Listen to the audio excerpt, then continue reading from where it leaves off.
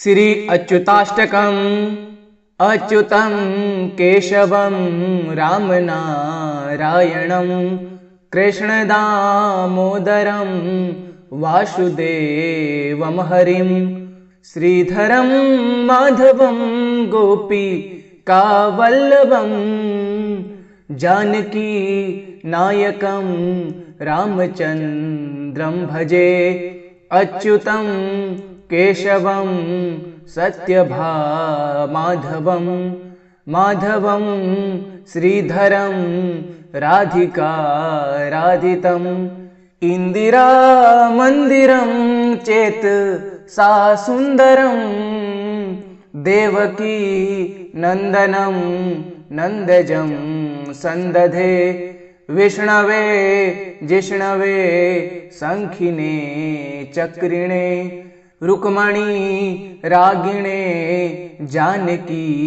जानये वल्लवी वल्लभायार्चितायात्मने कंसवी ध्वंसिने वंसिने ते नमः। कृष्ण गोविंद हे राम नारायण श्रीपते वासुदेवाचित श्रीनिधे अच्युतानंत हे माधवाधोक्षज द्वारका नायक द्रौपदी रक्षक राक्षस शोभित सीताया शोभितो दंडकारण्य भू पुण्यता कारणं लक्ष्मणेनान्वितो वान रैसेवितो अगस्त्यसं पूजितो राघव पातु मां धेनुकारिष्टको निष्ठ कर्णद्वेषिणा केशिहा कंचः ध्वंसिका वादक पूतना कोपक सूर जाखेलनो बालगो पालक पातु मां सर्वदा कुञ्चिते कुन्तले भार्जमानाननं रत्नमौलिं लसत् कुण्डलं गण्ययो हारकेयूरकं कंकण प्रोज्वलं किङ्किणीं मञ्जुलं श्यामलं तं भजे। अच्युतस्याष्टकं यः पठेदिष्टदं प्रेमतः प्रत्यहं पुरुषः स्पर्प्यहं व्रत्यतः सुन्दरं वेद्यविश्वम्भरं तस्य वेश्यो हरिर्जायते सत्वरम् अच्युतं केशवं रामनारायणम् अच्युतं केशवं रामनारायणं कृष्णदामोदरं वासुदेवं हरिं श्रीधरं माधवं गोपिकावल्लभं जानकी नायकं रामचन्द्रं भजे। अच्युतं केशवं सत्यभामाधवं माधवं श्रीधरं राधिकाराधितम् इन्दिरामन्दिरं चेत् सा सुन्दरं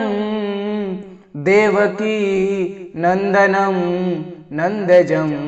सन्दधे विष्णवे जिष्णवे शङ्खिने चक्रिणे रुक्मणी रागिणे जानकी जानये वल्लवी वल्लभायार्चितायात्मने कंसवी ध्वंसिने वंसिने ते नमः। कृष्ण गोविंद हे राम नारायण श्रीपते वासुदेवाचित श्रीनिधे अच्युतानंत हे माधवाधोक्षज द्वारका नायक द्रौपदी रक्षक राक्षस शोभित सीताया शोभितो दंडकारण्यभू पुण्यता कारणं लक्ष्मणेनान्वितो वान रैसेवितो अगस्त्यसं पूजितो राघव पातु मां धेनुकारिष्टको निष्ठ कर्णद्वेषिणा केशिहा कंचः ध्वंसिका वादक पूतना कोपक सूर जाखेलनो बालगो पालक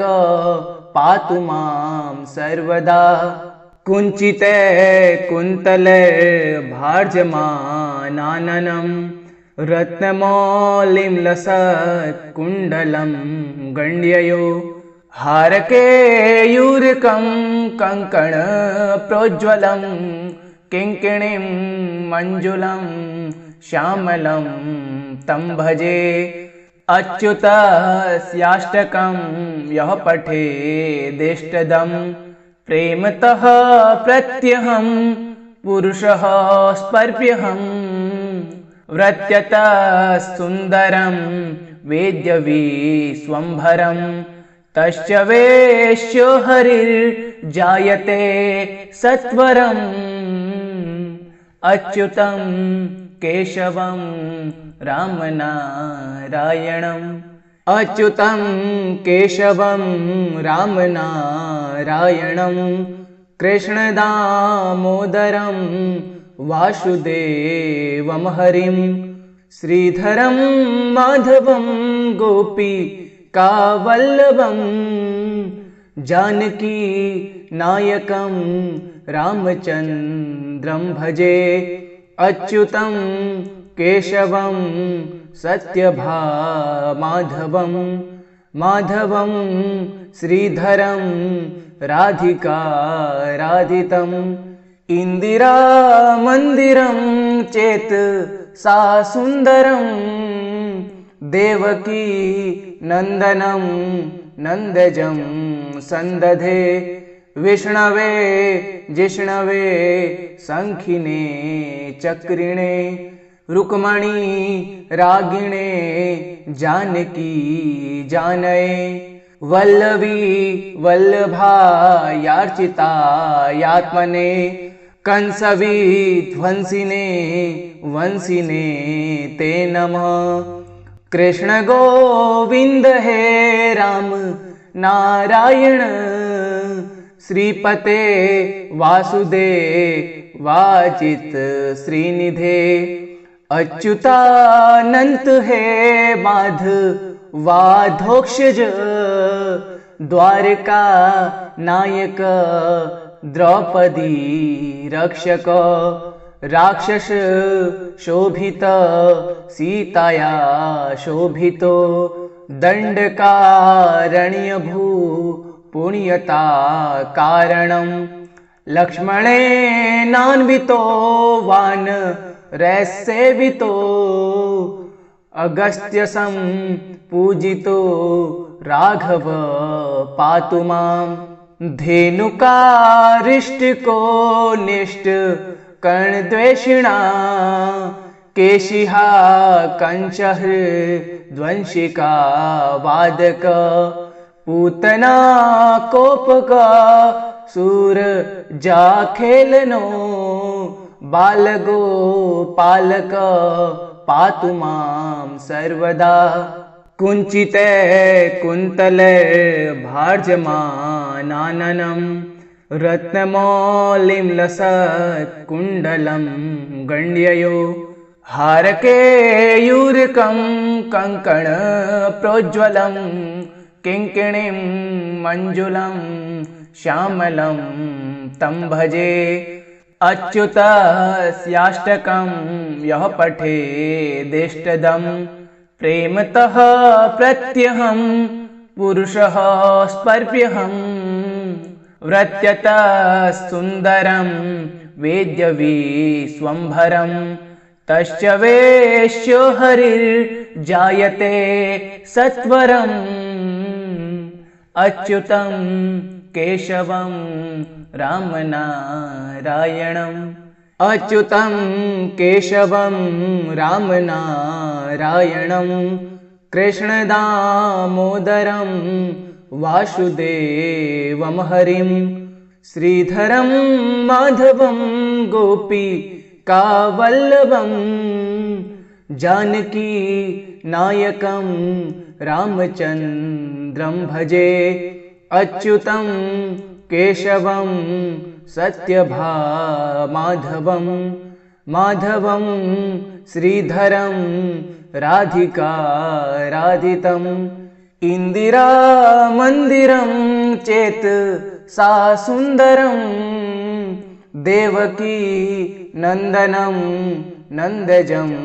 सन्दधे विष्णवे जिष्णवे शङ्खिने चक्रिणे रुक्मणी रागिणे जानकी जानये वल्लवी वल्लभायार्चितायात्मने कंसवी ध्वंसिने वंसिने ते नमः कृष्ण गोविंद हे राम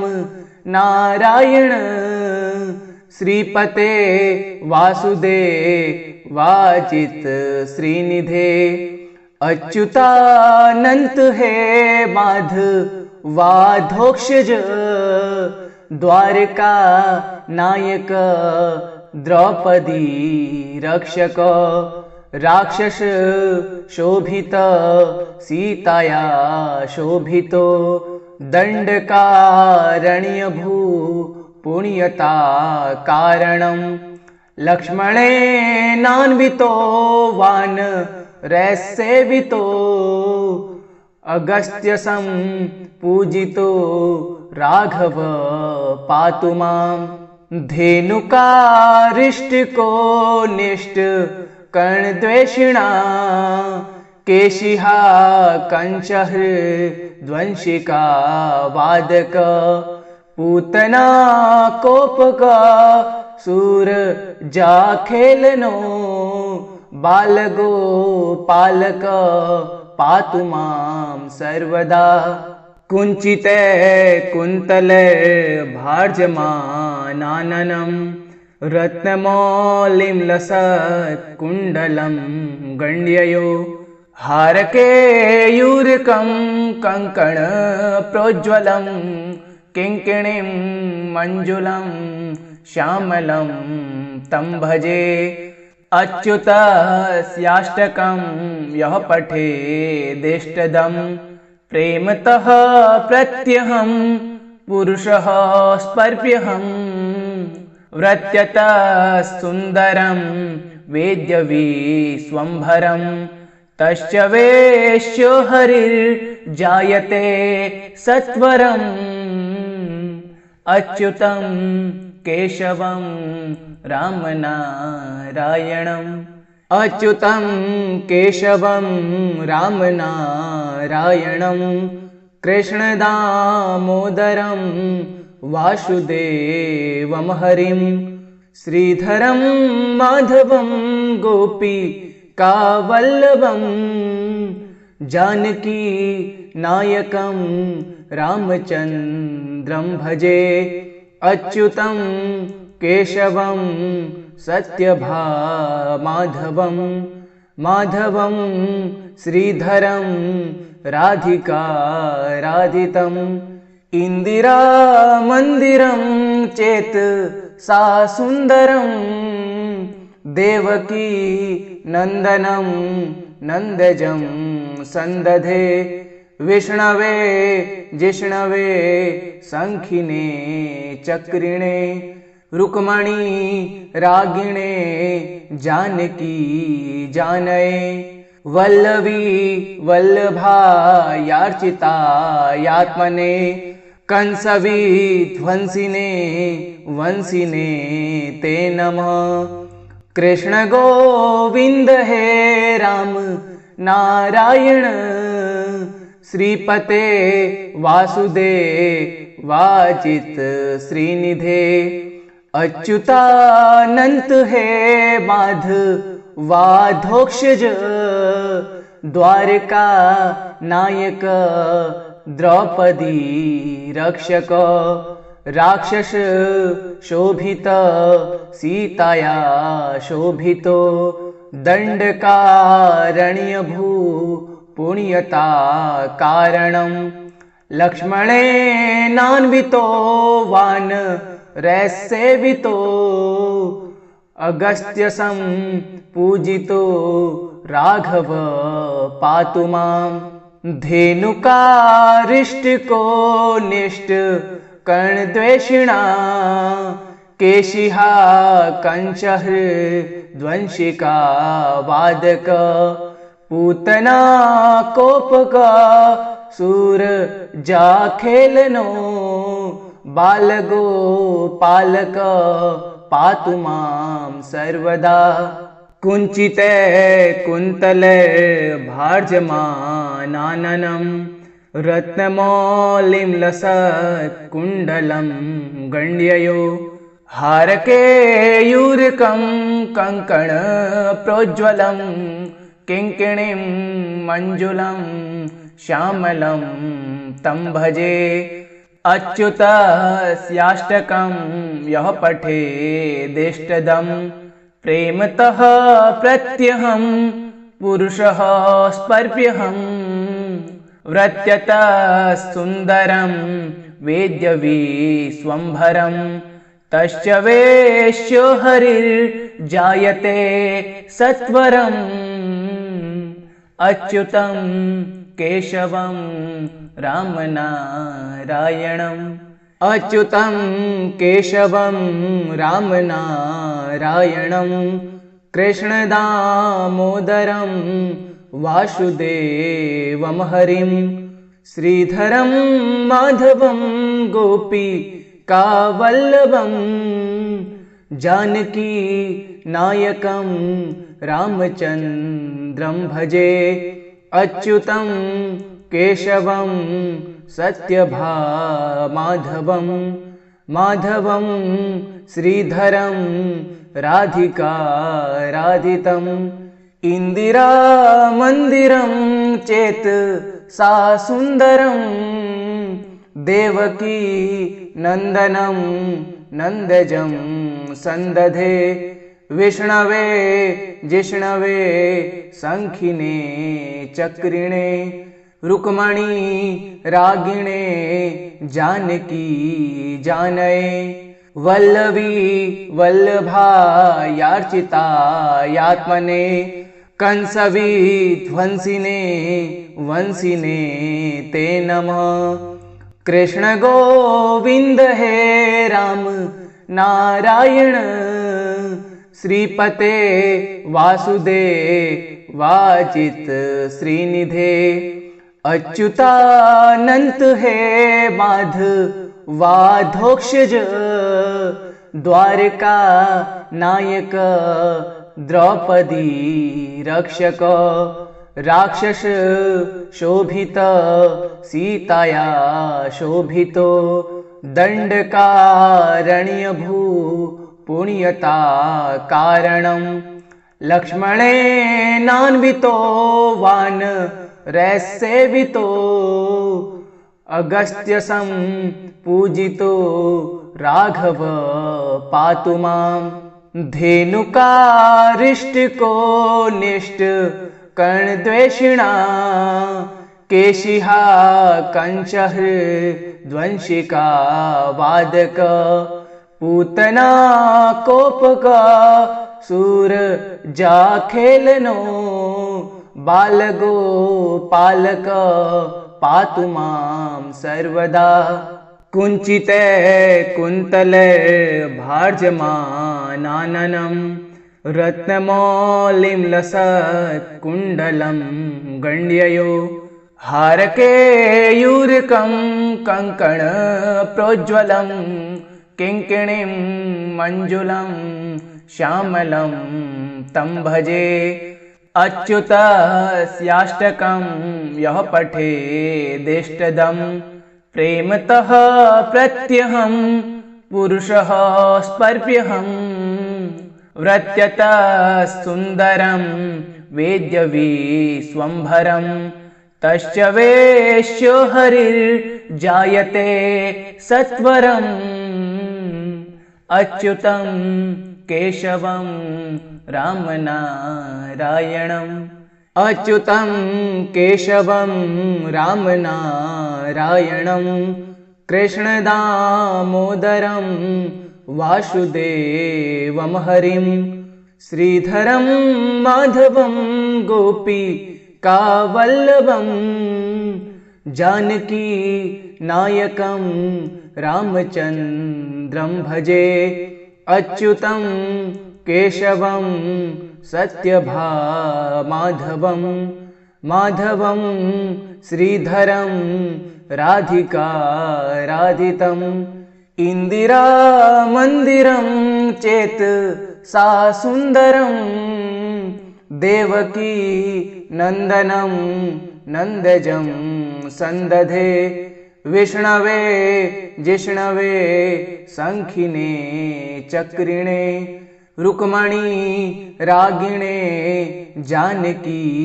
जानये वल्लवी वल्लभायार्चितायात्मने कंसवी ध्वंसिने वंसिने ते नमः कृष्ण गोविंद हे राम नारायण श्रीपते वासुदेव वाचित श्रीनिधे अच्युतानंत हे माधवाधोक्षज द्वारका नायक द्रौपदी रक्षक राक्षस शोभित सीताया शोभितो दंडकारण्यभू पुण्यता कारणं लक्ष्मणेनान्वितो वानरसेवितो अगस्त्यसं पूजितो राघव पातु मां धेनुकारिष्टको निष्ठ कर्णद्वेषिणा केशिहा कंचः ध्वंसिका वादक पूतना कोपक सूर जाखेलनो बालगो पालक पातु मां सर्वदा कुञ्चिते कुन्तले भार्जमानाननं रत्नमौलिं लसत्कुण्डलं गण्ययो हारकेयूरकं कङ्कणप्रोज्ज्वलं किङ्किणीं मञ्जुलं श्यामलं तं भजे अच्युतस्याष्टकं यः पठेदेष्टदं प्रेमतः प्रत्यहं पुरुषः स्पर्प्यहम् व्रत्यतः सुन्दरं वेद्यविश्वम्भरं तश्च वेश्यो हरिर्जायते सत्वरम् अच्युतं केशवं रामनारायणम् इति श्रीमद् अच्युताष्टकं सम्पूर्णम्।